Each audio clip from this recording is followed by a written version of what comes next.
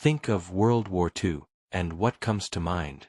Perhaps the relentless roar of Spitfires dueling in the skies above Britain, the thunderous advance of panzer divisions across European plains, or the dramatic clashes of battleships on vast, unforgiving oceans. We often picture monumental struggles of brute force, a clash of industrial might, where victory hinged on more tanks, bigger bombs, and greater numbers. But what if that familiar narrative, while true in its depiction of the visible war, obscures an even more profound, equally decisive conflict raging just beneath the surface? What if the true secret weapon, the ultimate game-changer that turned the tide, wasn't forged in steel or powered by combustion, but meticulously crafted in the quiet chambers of the mind? This documentary will challenge that conventional wisdom. It's time to look beyond the metal and the might, and delve into the hidden war, the relentless intellectual combat that shaped the destiny of nations. Before a single American soldier officially set foot on a European battlefield, the United States was already deeply embroiled, not in direct combat, but in a massive logistical and economic war of unprecedented scale. Through programs like the Lend-Lease Act, America became the arsenal of democracy, supplying its beleaguered allies, Britain, the Soviet Union, China, and others, with staggering amounts of war materials, food, and oil. This wasn't merely an act of generosity. It was a calculated strategic move, a powerful commitment to undermining the Axis powers by sustaining those fighting them directly. It was a testament to foresight and strategic economic planning, essentially joining the global conflict long before Pearl Harbor forced a formal declaration of war, setting the stage for future Allied dominance. Yet, even this immense material aid paled in comparison to the silent revolution unfolding in unassuming country estates. Imagine a picturesque Victorian mansion nestled in the English countryside, far from the bombs and battles. This was Bletchley Park, home to an extraordinary collection of mathematicians, linguists, engineers, and eccentric geniuses. Their mission, to crack the Enigma code, the seemingly unbreakable encryption device used by the German military to transmit their most sensitive commands and intelligence. Enigma was an intricate marvel of engineering, its daily settings creating astronomical numbers of possible permutations, designed to be impenetrable. But the minds at Bletchley Park, led by figures like Alan Turing, saw not an impossible barrier, but a complex puzzle. Their tireless work, their sheer intellectual tenacity, paid off. They didn't just break the code, they built a system to read vast swathes of German communications, almost in real time. This intelligence, codenamed Ultra, became the single most important secret weapon of the Allied forces. It allowed them to peer directly into the minds of their enemies, anticipating their movements, understanding their strategies, and even learning their weaknesses. Ultra wasn't just a tactical advantage, it was a strategic superpower, transforming the Allied command's understanding of the battlefield, turning uncertainty into insight. Nowhere was Ultra's impact more profoundly felt than in the brutal, relentless Battle of the Atlantic. For years, German U-boats had terrorized Allied shipping lanes, threatening to strangle Britain's vital supply lines and starve the island nation into submission. Convoys of merchant ships, laden with food, fuel, and war materials, became desperate targets in the vast, unforgiving ocean. But with Ultra, the game changed. Allied naval commanders could often predict U-boat patrol areas, reroute vulnerable convoys, and direct escort ships and aircraft to hunt down and destroy the unseen predators. It was intelligence that saved lives, kept supply lines open, and ultimately ensured Britain's survival, a monumental triumph of intellect over brute submarine force. As the war progressed, the intellectual conflict escalated, culminating in one of the greatest acts of strategic deception in military history. Operation Fortitude, the linchpin of the D-Day landings. The invasion of Normandy was a gamble of epic proportions, requiring absolute secrecy and a decisive element of surprise. To ensure its success, the Allies launched an elaborate, multifaceted campaign to convince Hitler and his high command that the real invasion would land much further north, at Pas-de-Calais. This wasn't just a diversion, it was a psychological masterpiece. They created an entirely fictitious army, the 1st U.S. Army Group, commanded by the formidable General George S. Patton, renowned and feared by the Germans. This phantom force was equipped with inflatable tanks, dummy landing craft, and even fabricated airfields, meticulously crafted to be visible to German reconnaissance flights. They broadcasted a deluge of fake radio chatter, specifically designed to be intercepted and analyzed by German intelligence, further cementing the deception. Double agents, working secretly for the Allies, fed false information directly into the German intelligence network. The meticulous construction of this elaborate illusion was so convincing that Hitler himself remained convinced the true invasion was yet to come, even as Allied troops stormed the beaches of Normandy. This intellectual triumph secured critical hours and days for the D-Day forces, allowing them to establish a foothold that would ultimately liberate Western Europe. But the silent war wasn't confined to code-breaking rooms or deception planning tables. Across the globe, in laboratories and quiet research facilities, brilliant minds were pushing the boundaries of scientific knowledge at an unprecedented pace. The pressures of total war catalyzed technological advancements that would have taken decades in peacetime. From the terrifying precision of the German V-2 rocket, the world's first long-range ballistic missile, which foreshadowed the missile age, to the devastating, world-altering power of the atomic bomb, developed in utmost secrecy by the Allied Manhattan Project, science and warfare became inextricably linked. These weren't just bigger weapons.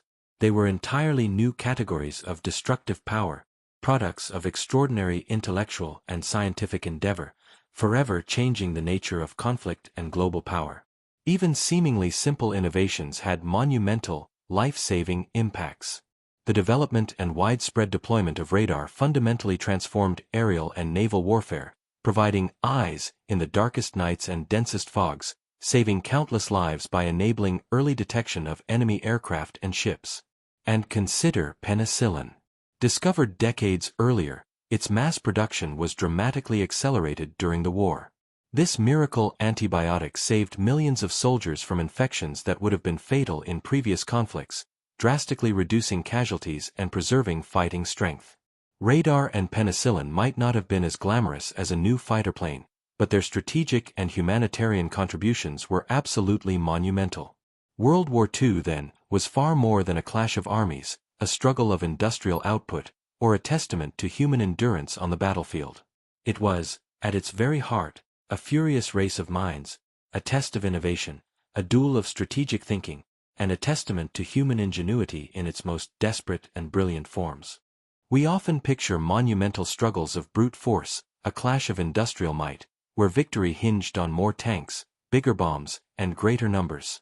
But what if that familiar narrative, while true in its depiction of the visible war, obscures an even more fundamental conflict that began long before the first shot was fired? This wasn't a battle waged in trenches or over skies, but in laboratories, strategic planning rooms, and the quiet, often unheralded work of visionary minds. This was The Silent Battle Begins, pre-war intellectual arms race. Before the world erupted into a second global conflict, nations weren't merely stockpiling arms, they were fiercely competing in a different arena, the intellectual landscape of warfare. The seeds of destruction, and indeed, of eventual victory, were sown in the fertile ground of strategic thought, scientific inquiry, and technological foresight. It was a period where theories of engagement were refined, where physicists grappled with the atom's power, and engineers dreamed of machines that would redefine the battlefield. This unseen war determined the very character of the conflict that was to come, shaping how armies would move, how navies would fight, and how nations would defend themselves. Consider the divergent strategic doctrines taking shape across Europe.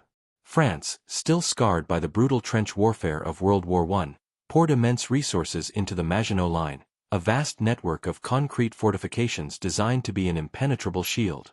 Their doctrine was largely defensive, based on the grim lessons of attrition. On the other side of the Rhine, Germany's military thinkers, particularly Heinz Guderian, were conceptualizing something radically different. They envisioned blitzkrieg, or lightning war, a doctrine not of static defense, but of rapid, overwhelming offense.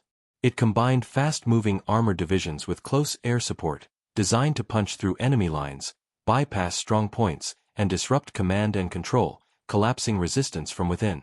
This wasn't just about building tanks, it was about reimagining their tactical deployment, a profound intellectual leap that aimed to avoid the stagnation of the previous war. Simultaneously, across the Channel, Britain's strategic focus remained heavily influenced by its island geography and naval heritage. Yet, even here, an intellectual arms race was unfolding. Pioneering work in radar technology, spearheaded by figures like Robert Watson Watt, was transforming the abstract concept of detecting aircraft into a tangible reality. The Chain Home Network, a series of early warning radar stations, began to take shape along Britain's coast, a testament to forward-thinking defense. This wasn't merely inventing a device, it was conceptualizing an entirely new dimension of aerial defense, promising invaluable minutes of warning that would prove critical during the Battle of Britain. The very notion of aerial combat was being reshaped by scientific application, years before a single dogfight commenced. Beyond strategic doctrines, the scientific community itself became an unwitting participant in this arms race. The interwar years witnessed an explosion of foundational scientific discoveries that would irrevocably alter the course of human history. In physics, the groundbreaking work on nuclear fission by Otto Hahn and Fritz Strassmann in Germany, and later clarified by Lise Meitner and Otto Frisch, sent ripples of both excitement and apprehension through the global scientific community. The theoretical possibility of harnessing such immense energy, whether for power or for destruction, became a terrifying, whispered prospect. Even then, the implications of an atomic bomb were being pondered in quiet university labs, a future shadow cast upon the present. Aeronautical engineering saw equally revolutionary advancements. The development of jet propulsion, independently pursued by Frank Whittle in Britain and Hans von Ohain in Germany, promised an entirely new era of aviation, moving beyond the piston engine. Rocketry, too, saw significant theoretical and practical strides, most notably by American physicist Robert Goddard and the ambitious German V-2 program under Wernher von Braun. These were not just incremental improvements, they were paradigm shifts in how humans could traverse distances, carry payloads, and deliver power. The sleek, streamlined fighters and bombers that would soon dominate the skies were direct descendants of these pre-war intellectual blueprints, often born from obscure research grants and the relentless curiosity of a few dedicated individuals.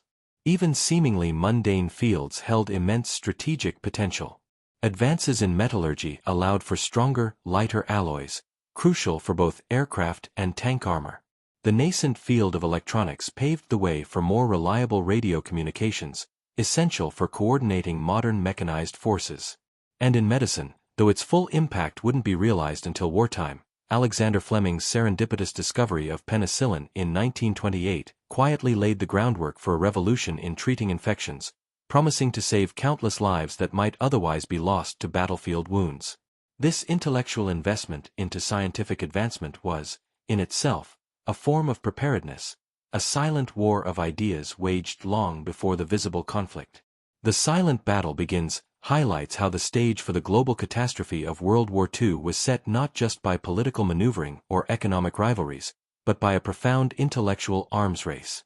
Nations weren't just building up their armies and navies, they were cultivating the minds that would define the nature of modern warfare, from the grandest strategic doctrines to the most minute scientific discovery. The foresight, the misjudgments, the genius, and the sheer intellectual effort expended in these pre-war years would determine the very shape and duration of the coming war, making the hidden battles of the mind just as decisive as any clash of steel. Think of World War II, and what comes to mind? Perhaps the relentless roar of Spitfires dueling in the skies above Britain, the thunderous advance of panzer divisions across European plains, or the dramatic clashes of battleships on vast, unforgiving oceans. We often picture monumental struggles of brute force, a clash of industrial might, where victory hinged on more tanks, bigger bombs, and greater numbers.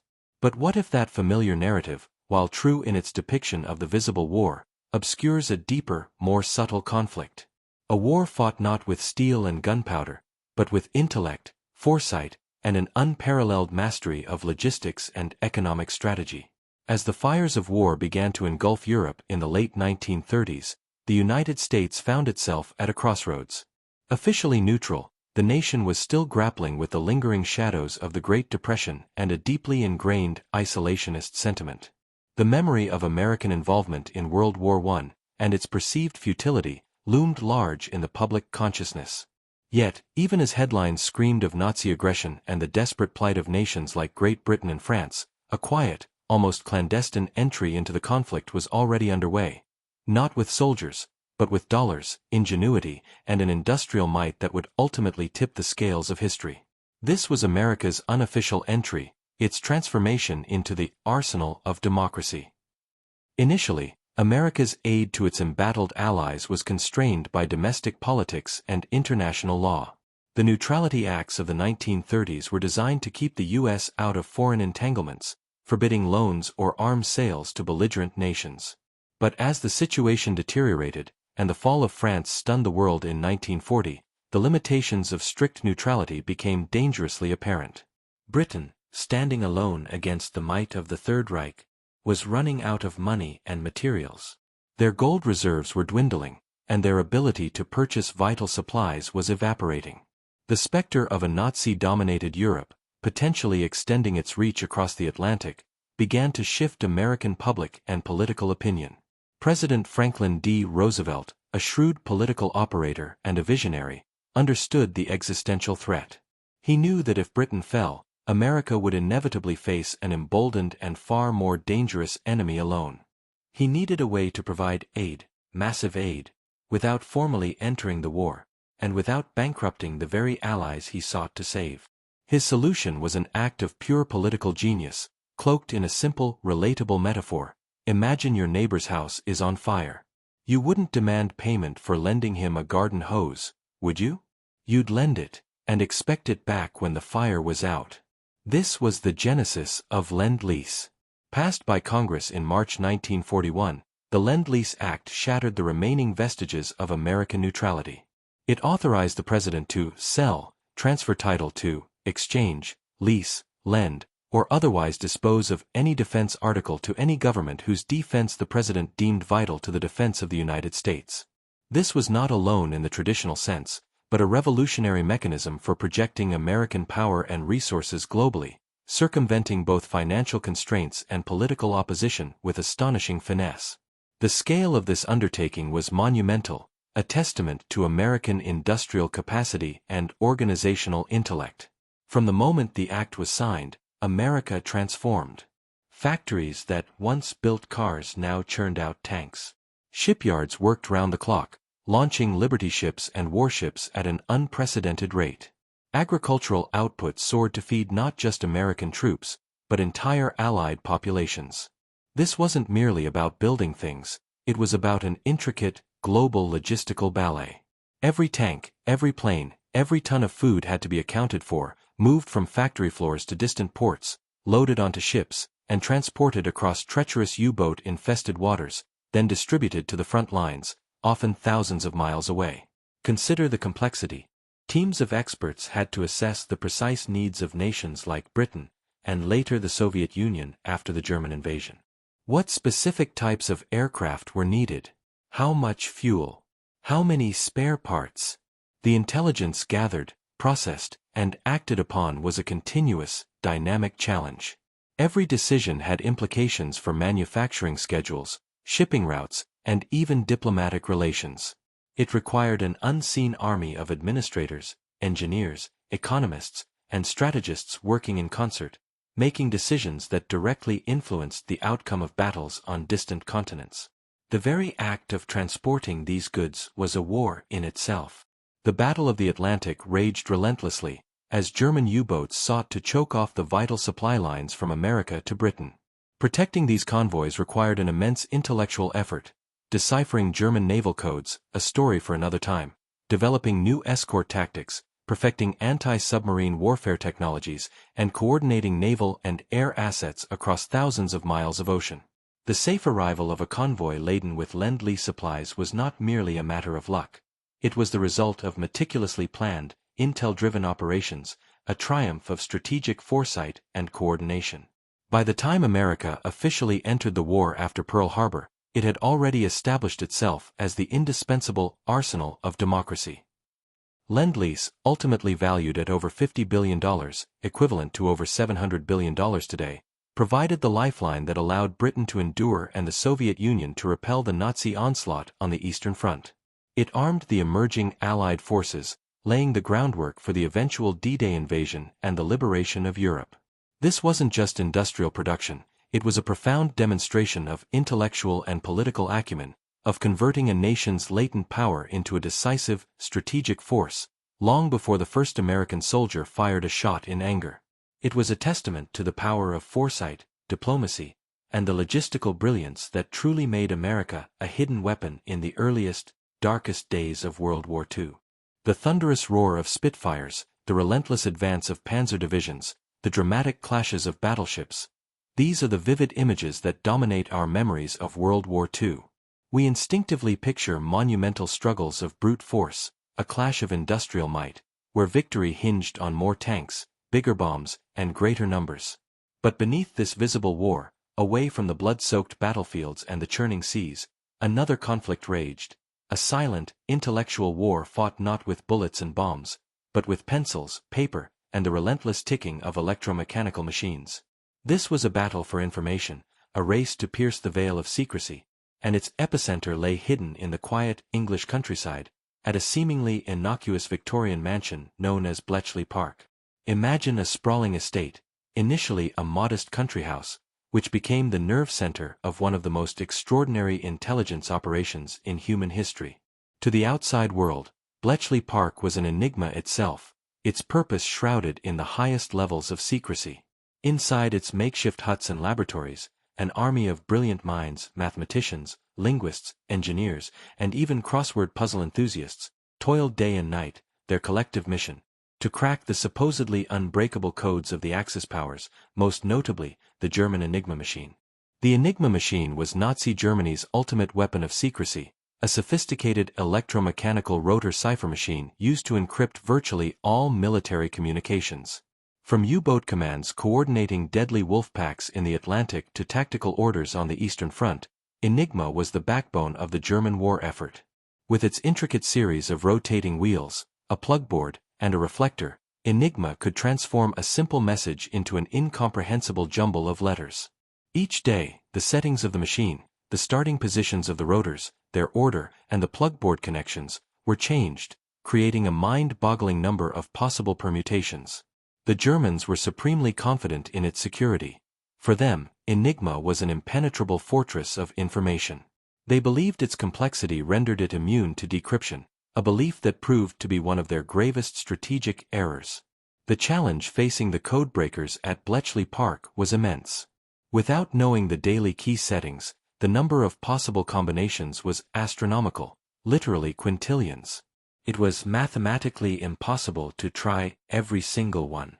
Traditional methods of codebreaking, relying on human insight and pattern recognition alone, were simply inadequate against such a complex system. But the seeds of Enigma's downfall had been sown years before the war began, thanks to the pioneering work of Polish cryptanalysts, who, in the 1930s, had already made significant breakthroughs in understanding the machine's internal wiring and had even built their own electromechanical decryption devices, known as bombs. With the impending German invasion of Poland, this vital intelligence, along with reconstructed Enigma machines, was secretly shared with their British and French counterparts, laying the foundation for what would become the ultra-secret. At Bletchley Park, the finest intellectual talent in Britain was assembled. Among them was the visionary mathematician Alan Turing, whose theoretical work laid the groundwork for modern computing and whose genius was pivotal to cracking Enigma. Working alongside him were brilliant minds like Gordon Welchman, who devised crucial methods for exploiting structural weaknesses in German procedures, and hundreds of others, many of them women, who performed the painstaking, repetitive, and utterly vital tasks of processing coded messages and operating the decryption machines. The Bletchley Park approach was multifaceted, blending human ingenuity with machine power. One critical element was the hunt for cribs, short sections of plaintext that codebreakers suspected corresponded to specific encrypted segments. These might be recurring phrases like "Heil Hitler" or meteorological reports sent at predictable times. Once a crib was identified, it provided a starting point for the complex process of elimination. This is where Turing's advancements on the Polish bomb came into play. The British-designed bombs were colossal, clanking electromechanical machines, essentially an array of interconnected Enigma machines designed to rapidly test millions of potential settings. Each bomb, an intricate ballet of spinning rotors and flashing lights, would systematically search for the correct Enigma key settings by ruling out inconsistencies based on the cribs.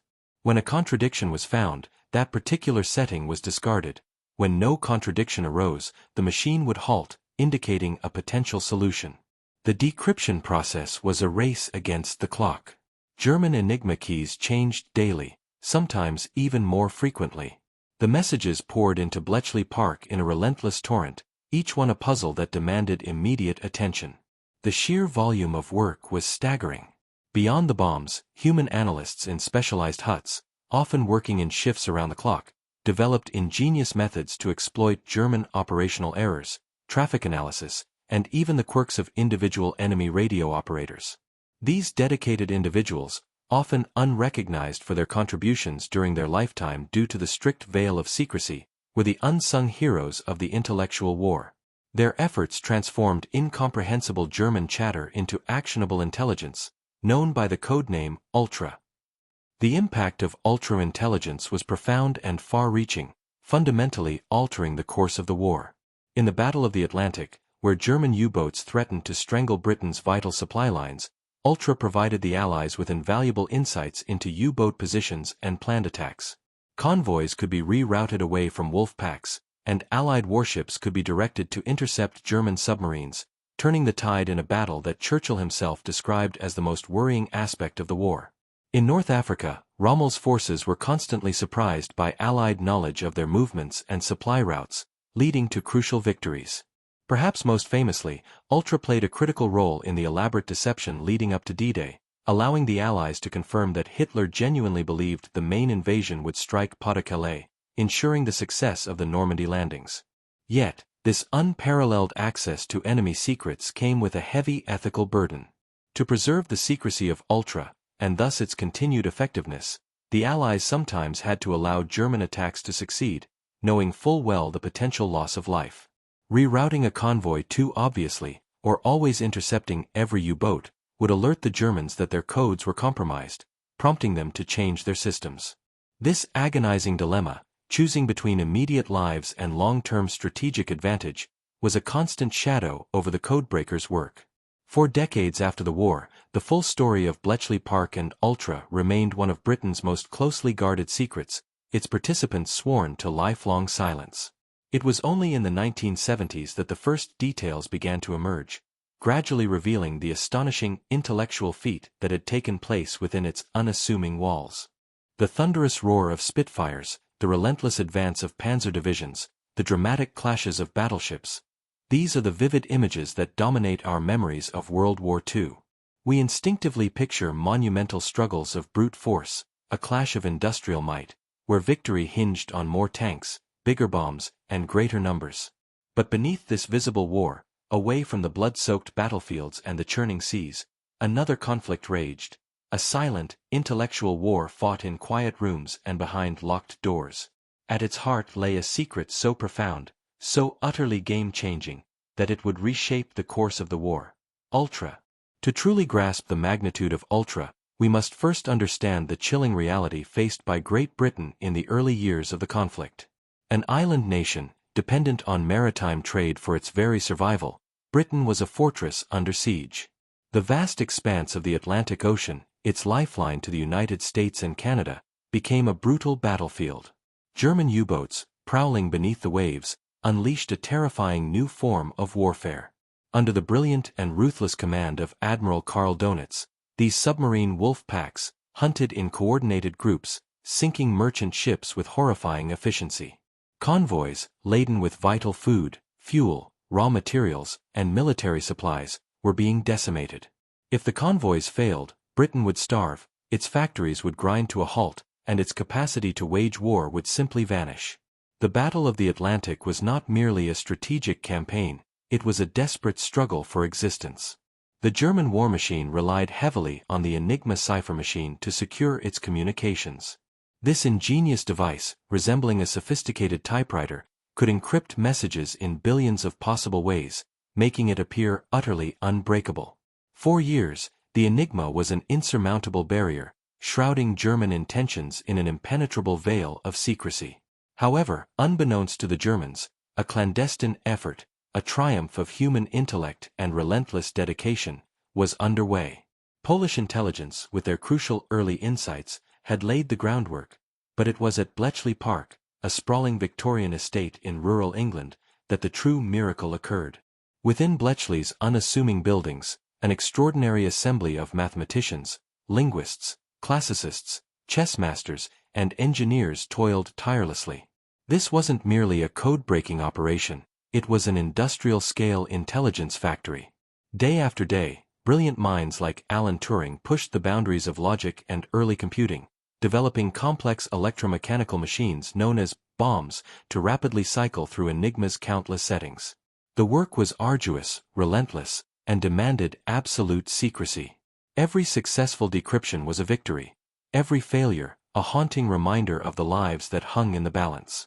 By mid-1941, Bletchley Park began to consistently penetrate the German naval Enigma codes. The intelligence gleaned from these decrypts was code-named Ultra, a designation that reflected its unprecedented importance and its status as intelligence beyond top secret. The very existence of Ultra was the most closely guarded secret of the entire war. Only a handful of individuals at the highest levels of Allied command knew its source. To betray it, even indirectly, would have allowed the Germans to understand their code was compromised, leading to a change in Enigma settings and plunging the Allies back into the darkness. The impact of Ultra on the Battle of the Atlantic was immediate and profound, a turning point that shifted the tide of the Invisible War. Suddenly, Allied commanders were no longer guessing. They were reading the enemy's mail. German U-boat commanders, believing their communications secure, unwittingly broadcasted their intentions, their positions, their patrol areas, and even their plans for rendezvous and refueling. This intelligence allowed for a sophisticated cat-and-mouse game to unfold on an unprecedented scale. Instead of convoys blindly sailing into wolf pack traps, Allied naval staffs, armed with Ultra, could reroute merchant ships around known U-boat concentrations. A convoy heading for a certain choke point, identified as dangerous by a decrypted German signal, could be diverted hundreds of miles, bypassing the lurking menace altogether. Conversely, when U-boats were located, Ultra allowed escort groups to be directed to the enemy, transforming the defensive act of convoy protection into an offensive hunt. Allied destroyers, frigates, and aircraft could be dispatched with far greater precision, engaging U-boats that had been confident in their anonymity. The results were dramatic. In early 1943, particularly during Black May, Ultra played a decisive role in turning the tide decisively against the U-boats.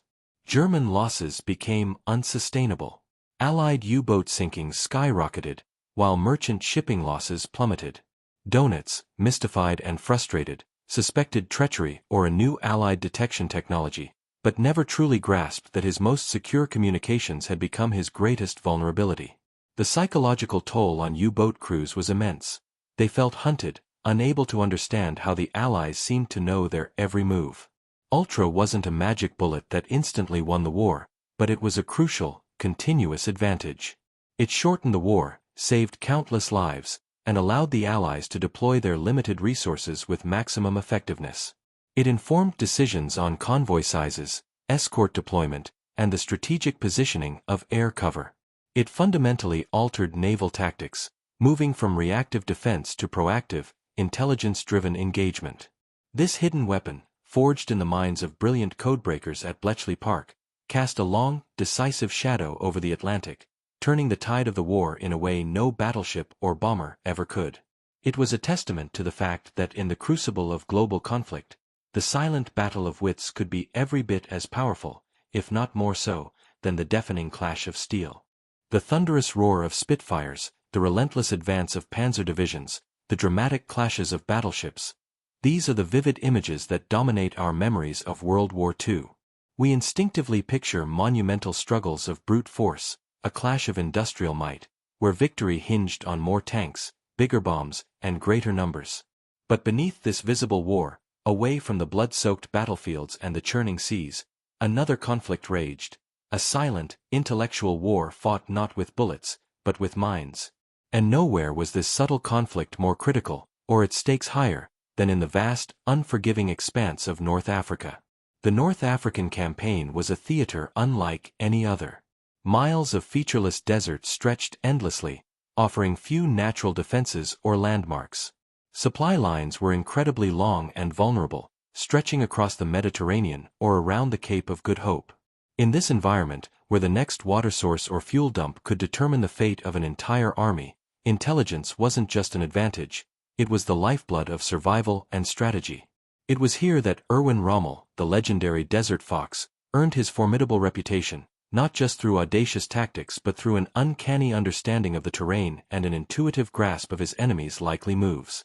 Yet, even the desert fox could be outsmarted, and the intellectual war waged by the British would ultimately prove to be his undoing. For the British, the intellectual war began far from the scorching sands, in the quiet, unassuming manner of Bletchley Park. Here, brilliant minds toiled day and night, meticulously piecing together the encrypted messages of the German Enigma machine. The breakthroughs achieved in cracking the Enigma code provided the Allies with ultra-intelligence, an unprecedented window into the Axis high command.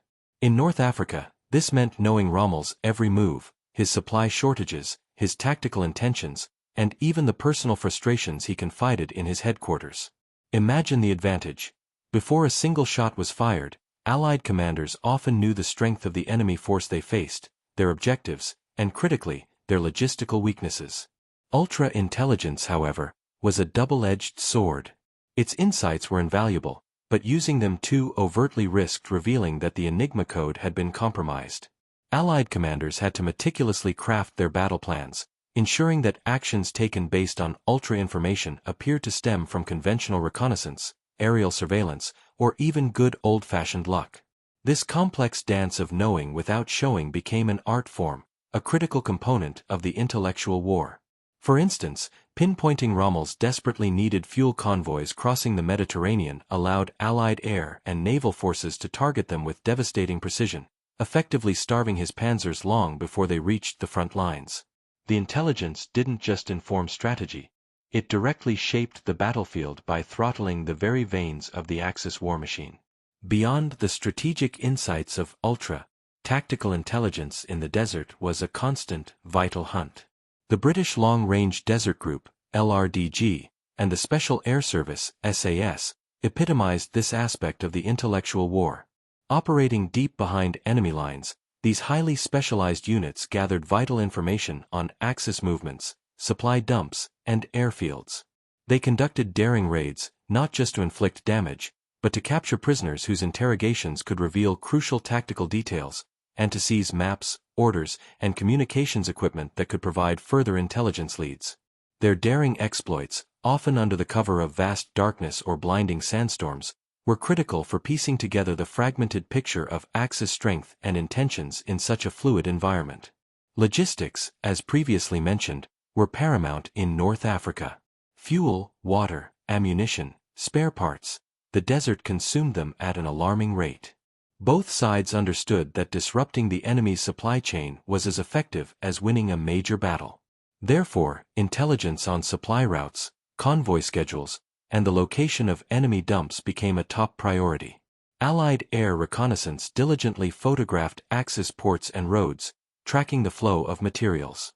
Decrypts from Ultra often confirmed these observations, or provided details impossible to obtain visually, such as the specific contents of a cargo ship or the estimated arrival time of a crucial fuel shipment.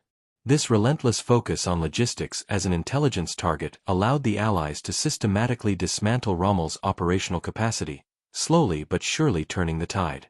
Perhaps the most iconic example of the intellectual war in North Africa was the elaborate deception operation that preceded the Second Battle of El Alamein in October 1942, Operation Bertram. General Bernard Montgomery, the new Allied commander, knew he had to strike a decisive blow, and he understood that misdirection would be as potent as firepower. The plan was a masterpiece of strategic deception. Dummy tanks, crafted from canvas and wood, were deployed to the south, creating the illusion of a major buildup in a sector where no attack was planned. Real tanks, meanwhile, were disguised as supply trucks and carefully moved to the northern sector, where the true assault would begin. Water pipelines were extended, appearing to feed the fake southern force, while real supply lines to the north were carefully concealed. False radio traffic, mimicking the communications patterns of a large army, further cemented the deception. The ingenuity extended to the smallest details. Sun shield structures were designed to hide real tanks during the day, making them look like mundane supply vehicles. When the tanks moved out at night, these sun shields were quickly placed over dummy tanks, maintaining the illusion of a static force. Even the timing of the attack itself was hidden, right up until the last moment. Rommel, convinced by the overwhelming evidence of the deception, concentrated his defenses in the south. When the real Allied offensive slammed into the unsuspecting Axis lines in the north, it was a profound shock that shattered their cohesion. El Alamein, a pivotal victory, was not just won by brave soldiers and superior equipment, but by a brilliant strategic deception rooted in meticulous intelligence gathering and a deep understanding of the enemy's likely reactions. The North African campaign, with its stark contrasts and critical logistical challenges, became a proving ground for the intellectual war that raged beneath the surface of World War II. It demonstrated unequivocally that victory was not solely the domain of brute force or numerical superiority. It was also a testament to the power of minds: the codebreakers at Bletchley Park, the daring reconnaissance teams in the desert, the strategists crafting elaborate deceptions, and the analysts piecing together fragmented clues. The Desert Fox was a formidable foe, but in the end, it was the British brains, an integrated network of intelligence, deception, and strategic thinking, that ultimately outmaneuvered him, paving the way for the Allied victory that would reshape the course of the war. The thunderous roar of Spitfires, the relentless advance of panzer divisions, the dramatic clashes of battleships, these are the vivid images that dominate our memories of World War II. We instinctively picture monumental struggles of brute force, a clash of industrial might, where victory hinged on more tanks, bigger bombs, and greater numbers. But as we explored, beneath this visible war, away from the blood-soaked battlefields and the churning seas, another conflict raged, a silent, intellectual war fought in laboratories, quiet rooms, and the minds of brilliant scientists. And perhaps no single invention better embodies this unseen struggle, or had a more profound and immediate impact on the conflict, than the revolutionary technology we know today as radar. Imagine fighting in the dark, or through a thick fog, against an unseen enemy. This was the fundamental challenge of warfare for centuries, a disadvantage that could turn the tide of any battle. Before radar, detection was limited by sight, sound, or the rudimentary reach of intelligence gathering. But what if you could effectively see beyond the horizon, through clouds, and across vast stretches of water, by harnessing invisible waves? This was the audacious promise of radio detection and ranging, or radar. The basic principle, first theorized and tinkered with in the early 20th century, was deceptively simple. Send out radio waves, and if they hit an object, they bounce back. By measuring the time it took for the echo to return, and the direction from which it came, you could pinpoint the exact location, distance, and even speed of an otherwise invisible target.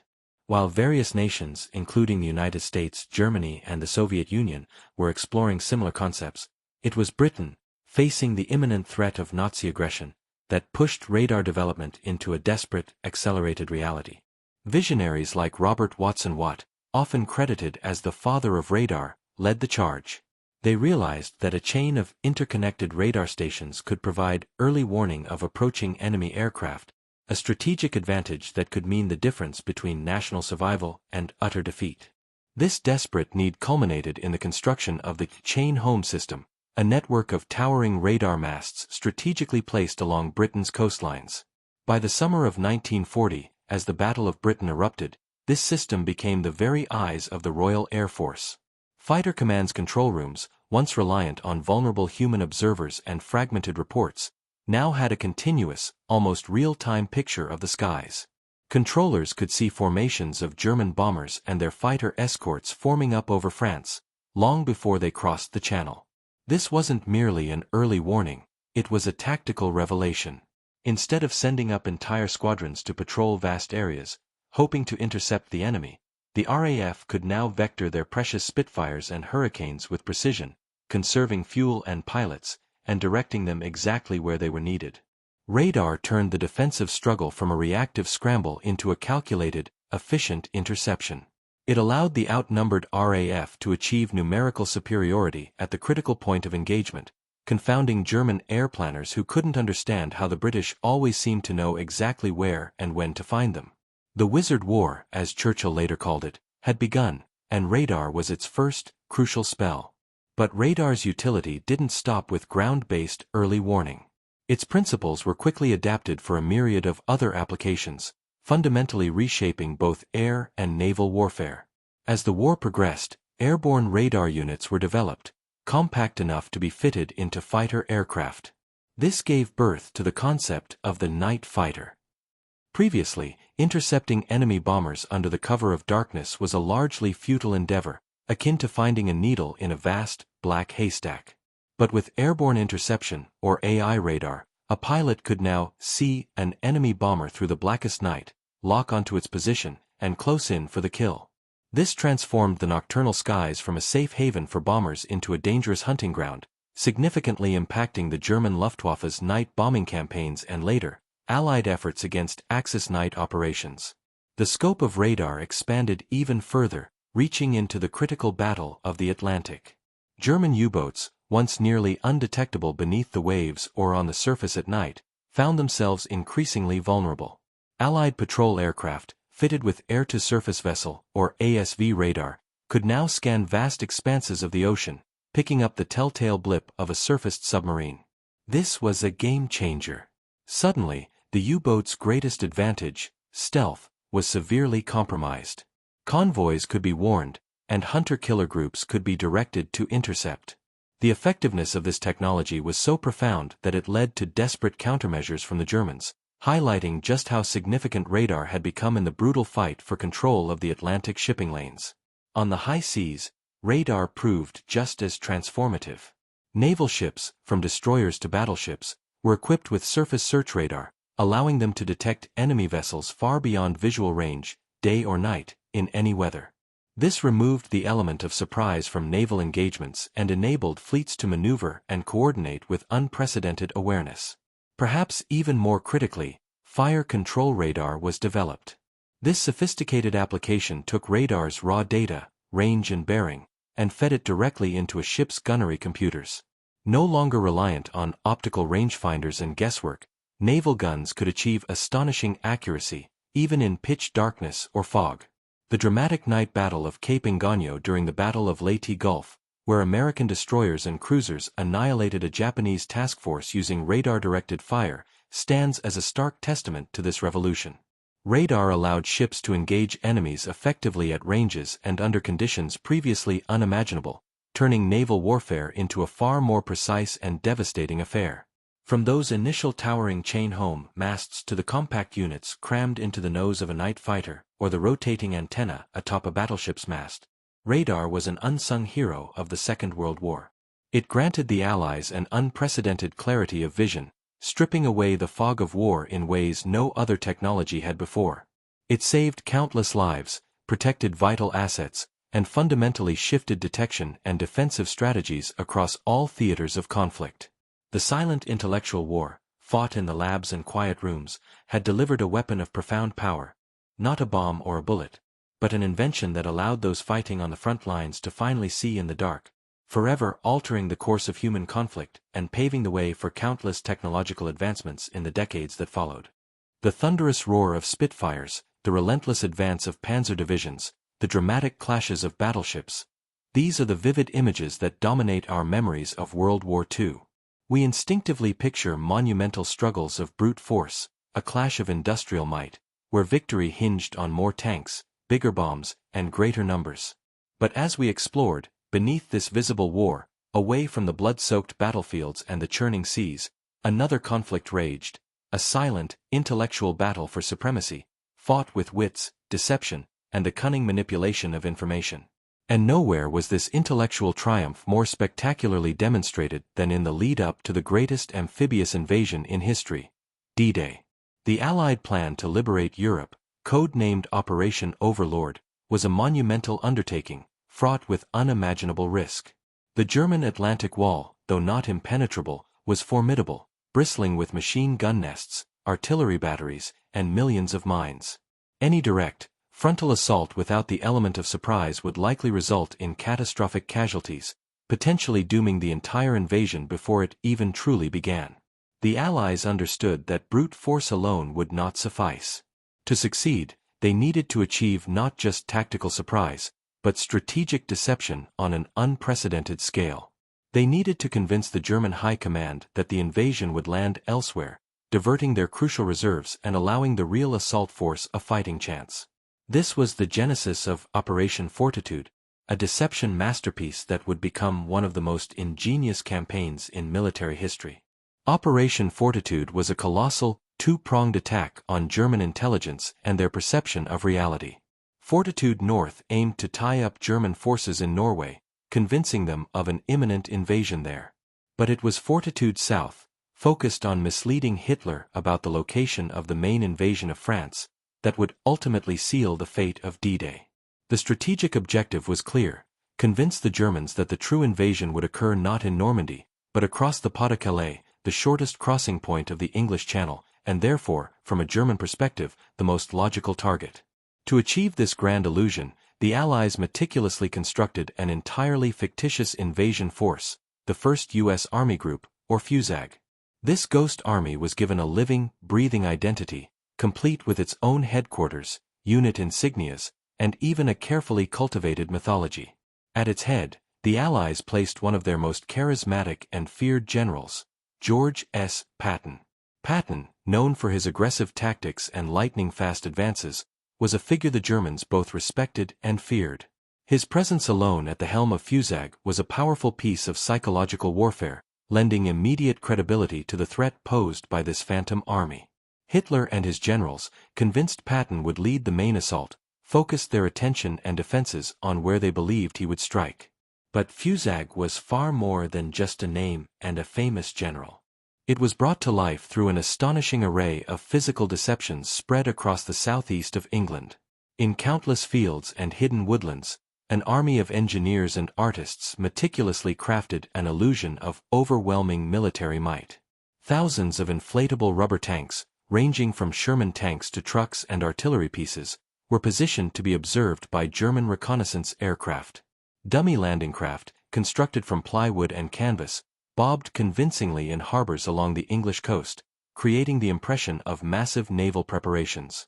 False airfields were built, complete with wooden planes and elaborate camouflage, suggesting an air force far larger and more concentrated than what truly existed.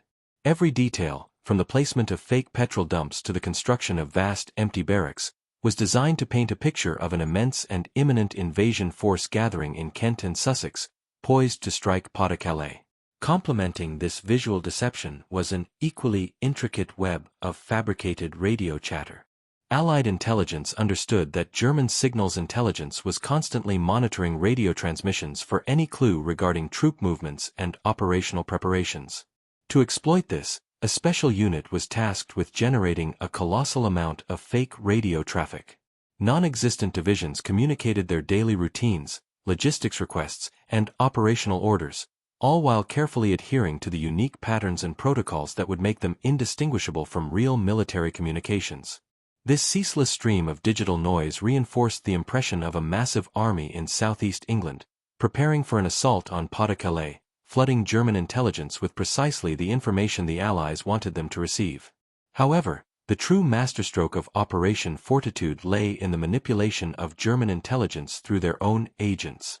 This was achieved through the legendary double-cross system, or the XX system. Allied counterintelligence had successfully identified and turned virtually all German spies operating in Britain, transforming them into unwitting conduits for Allied misinformation.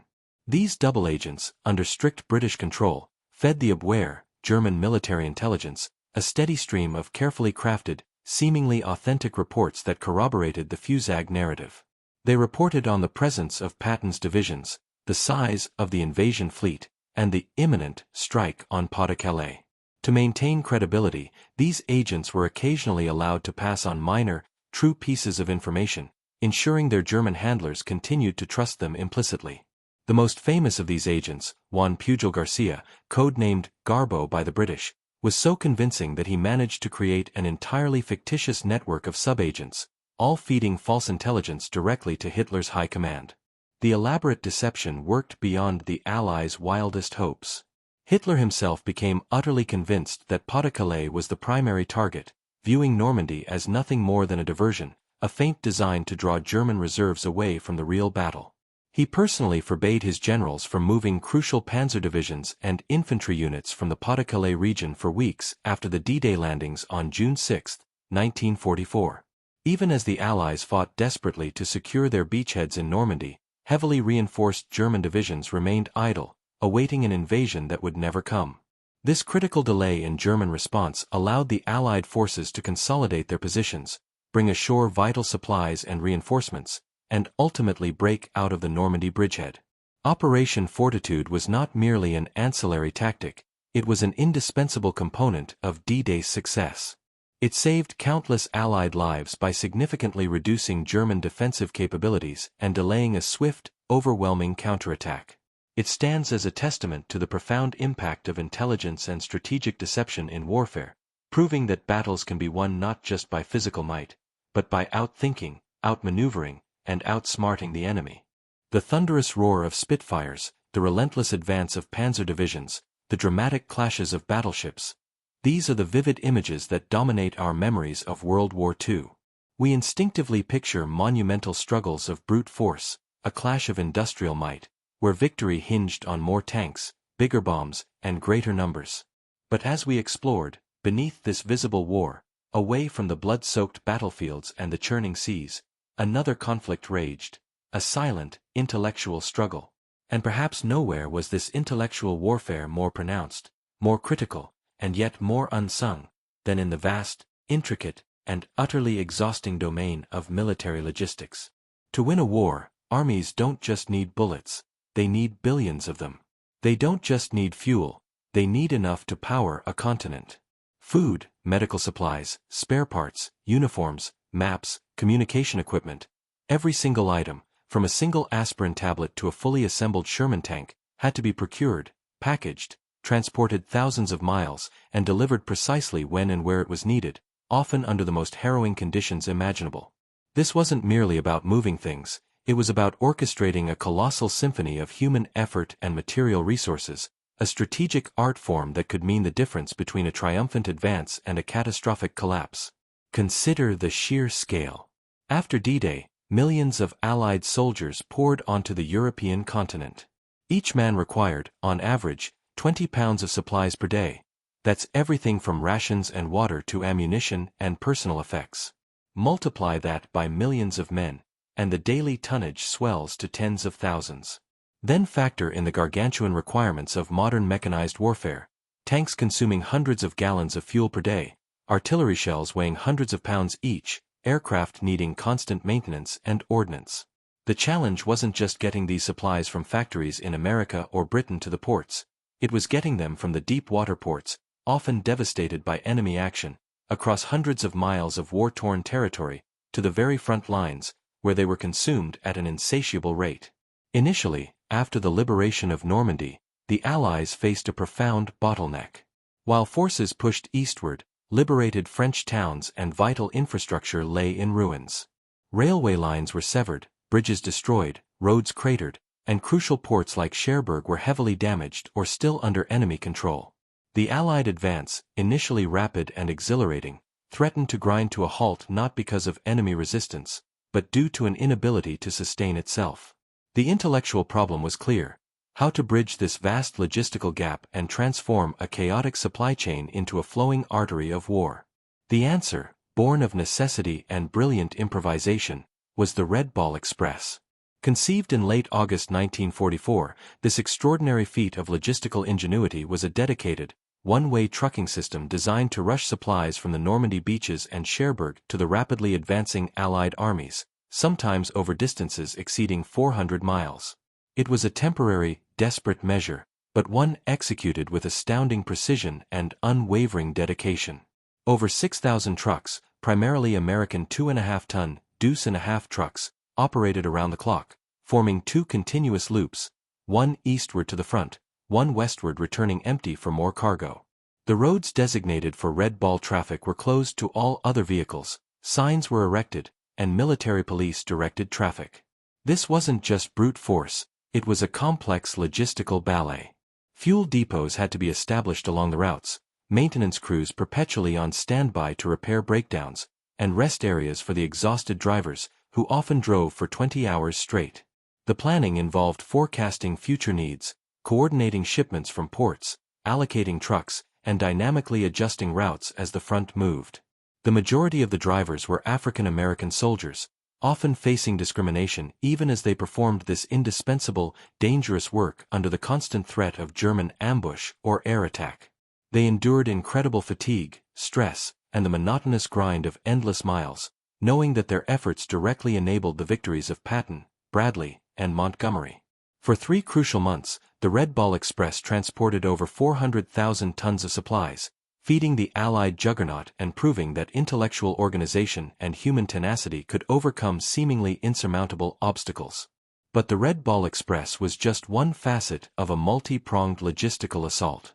Fuel, for instance, presented its own unique challenge. A single armored division could consume hundreds of thousands of gallons of gasoline daily. Shipping it in vulnerable tankers through U-boat-infested waters, then trucking it across France, was inefficient and dangerous. The solution was Operation Pluto, pipeline under the ocean.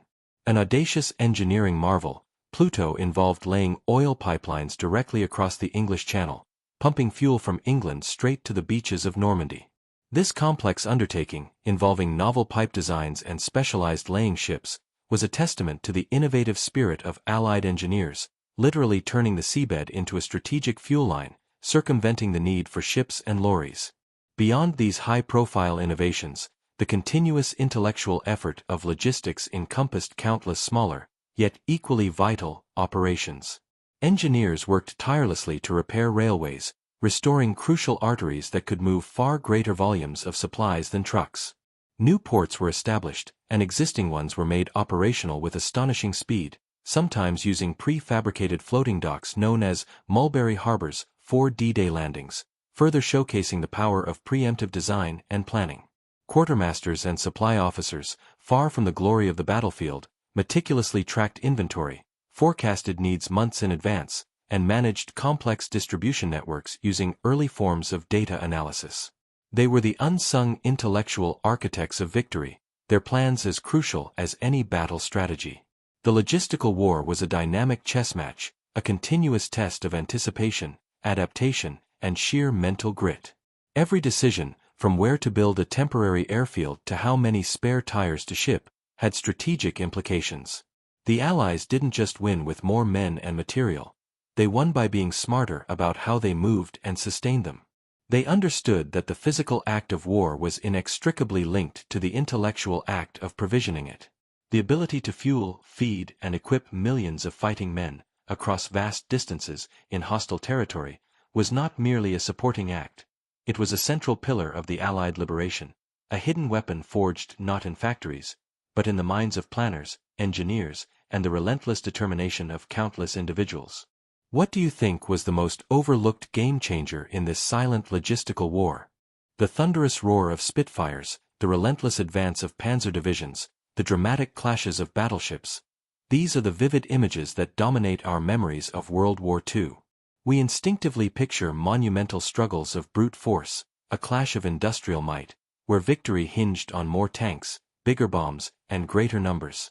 But as we explored in our previous chapter, beneath this visible war, away from the blood-soaked battlefields and the churning seas, another conflict raged, a silent, intellectual battle for supremacy, fought in laboratories, research facilities, and quiet rooms. And perhaps no single weapon better embodies this chilling fusion of scientific brilliance and destructive intent than the V-2 rocket. It was a weapon born not from the drawing boards of traditional armaments manufacturers, but from the ambitious dreams of rocket pioneers. Decades before the war, a small but dedicated group of German scientists and engineers, inspired by figures like Hermann Oberth, began to envision rockets not merely as instruments of war, but as vehicles for space exploration. Their proving ground was a remote peninsula on the Baltic coast, Peenemund, a place where the future was being forged with unprecedented scientific rigor. At the heart of this burgeoning program was a young, charismatic prodigy named Wernher von Braun, whose vision stretched far beyond the Earth's atmosphere, yet who found himself caught in the grim reality of a world consumed by war. The Nazi regime, desperate for a breakthrough weapon as the tides of war began to turn against them, quickly recognized the potential of these nascent rocket designs. They poured vast resources into Peenemünde, transforming it into a formidable research and development complex. The dream of space exploration was subsumed by the immediate, brutal need for a vengeance weapon, or Vergeltungswaffe II, as it became known, a tool to strike fear into the hearts of their enemies and retaliate against the relentless Allied bombing campaigns. The V2 was to be a weapon unlike any other, an object of pure terror that would arrive without warning, without sound, striking from the very edge of space. Developed under immense pressure and secrecy, the A4, later designated V2, was a marvel of mid-20th century engineering. Standing over 46 feet tall, weighing nearly 28,000 pounds when fueled, it was a liquid-fueled ballistic missile propelled by a potent mixture of liquid oxygen and alcohol. Its engines generated over 56,000 pounds of thrust at launch, accelerating it to supersonic speeds, ultimately reaching an astonishing 3,500 miles per hour. This incredible velocity allowed it to climb to altitudes exceeding 50 miles, touching the very vacuum of space before beginning its terrifying descent. It was the first man-made object to achieve suborbital spaceflight, a truly groundbreaking technological feat. The precision of the V2, while rudimentary by today's standards for a guided missile, was revolutionary for its era.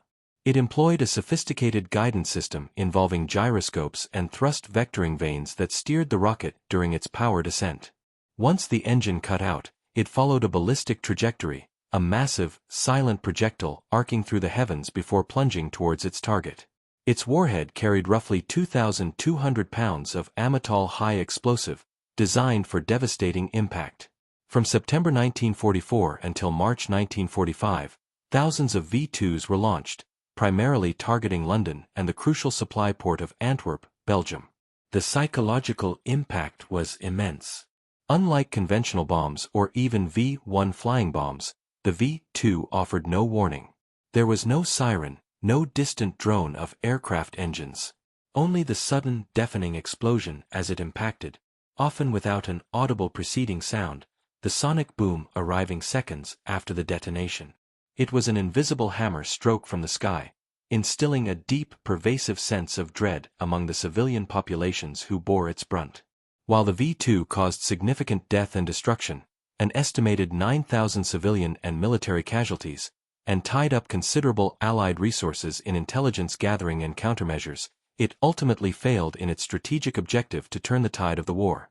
Its production was complex and costly, consuming vital resources that could have been used for more conventional defenses. However, the true human cost of the V2 extended far beyond its impact craters. The massive underground factory at Mittelbadora, where the V2s were mass-produced, relied heavily on forced labor from concentration camp prisoners.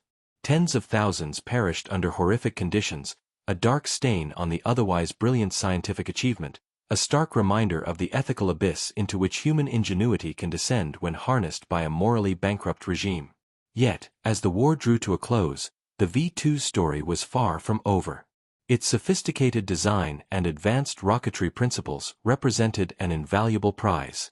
Both the Soviet Union and the Western Allies, particularly the United States, launched desperate missions to capture not only the rockets themselves but, more importantly, the German scientists and engineers responsible for their creation. Under the clandestine Operation Paperclip, American intelligence spirited away Wernher von Braun and his core team, offering them a controversial but undeniable path to continue their work, this time on American soil. The V2 program, for all its destructive origins, served as the foundational bedrock for the post-war missile and space race. Its design directly influenced the development of early American ballistic missiles like the Redstone, and its principles were scaled up to power the monumental Saturn V rocket that ultimately took humanity to the moon. Similarly, Soviet rocketry, under the guidance of Sergei Korolev, drew heavily from captured V2 technology and personnel, laying the groundwork for Sputnik and their own formidable space program.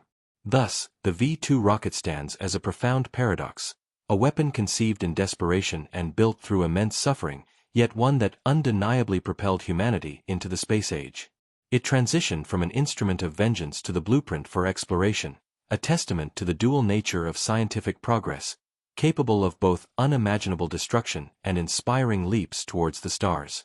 It wasn't just metal and fuel, it was the embodiment of human intellect, unleashed in its most terrifying and ultimately transformative form.